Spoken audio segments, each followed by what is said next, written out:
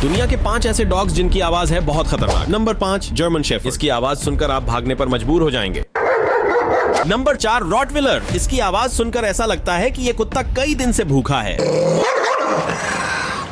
Number 3 pitbull. इसकी आवाज आपकी धड़कनें तेज कर सकती है। Number 2 Hulk pitbull. इसकी आवाज आपको एक मॉन्स्टर की याद दिला सकती है। Number 1 Caucasian shepherd. इसकी आवाज आपको एक शेर की याद दिला सकती है, क्योंकि इसकी आवाज किसी शेर से कम नहीं।